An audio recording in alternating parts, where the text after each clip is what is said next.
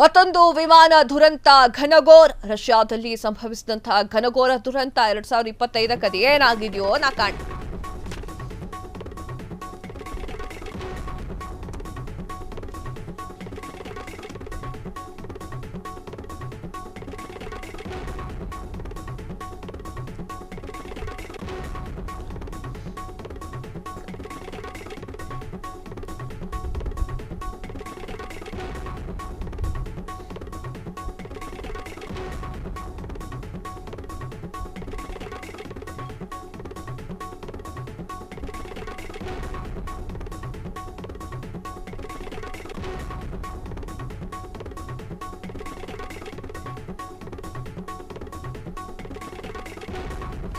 ಮತ್ತೊಂದು ವಿಮಾನ ದುರಂತ ಘನಘೋರ ರಷ್ಯಾದಲ್ಲಿ ಸಂಭವಿಸಿದಂತಹ ಮಹಾ ದುರಂತ ಅಂಗಾರ ಏರ್ಲೈನ್ಸ್ ವಿಮಾನ ಪತನ ವಿಮಾನದಲ್ಲಿದ್ದಂತಹ ಎಲ್ಲ 49 ಮಂದಿ ಸಾವು ರಷ್ಯಾದ ಅಮೂರ್ ಪ್ರಾಂತ್ಯದಲ್ಲಿ ಎಟಿಸಿ ಸಂಪರ್ಕ ಕಡಿತವಾಗಿರುವಂತಹ ಕಾರಣಕ್ಕಾಗಿ ಇದಾದ ಕೆಲವೇ ಕ್ಷಣದಲ್ಲಿ ವಿಮಾನ ಪತನವಾಗಿದೆ ರಷ್ಯಾದ ಅಮೂರ್ ಪ್ರಾಂತ್ಯದಲ್ಲಿ ವಿಮಾನ ಪತನ ಬಾಂಗ್ಲೋದೇಶ್ ನಿಂದ ಚೀನಾ ಗಡಿಗೆ ಟಿಂಡಾಗೆ ಹೊರಟಿದ್ದಂತಹ ವಿಮಾನ ಲ್ಯಾಂಡಿಂಗ್ ಕೆಲವೇ ಕ್ಷಣಗಳು ಇರುವಾಗ ವಿಮಾನ ಪತನವಾದ ಸ್ಥಳದಲ್ಲಿ ದೊಡ್ಡ ಪ್ರಮಾಣದಲ್ಲಿ ಬೆಂಕಿ ಕಾಣಿಸಿಕೊಂಡಿದ್ದು ಪತನವಾದ ವಿಮಾನದಲ್ಲಿ 43 ಮಂದಿ ಪ್ರಯಾಣಿಕರಿದ್ದು 6 ಸಿಬ್ಬಂದಿಗಳಿದ್ರು ಎಲ್ಲರೂ ಕೂಡ ಸಾವನ್ನಪ್ಪಿರುವಂಥದ್ದು. ಎಸ್ ವೀಕ್ಷಕರೇ 2025 ಅದೇನು ಪಾಪ ಮಾಡಿತ್ತೋ ಏನೋ ಗೊತ್ತಿಲ್ಲ.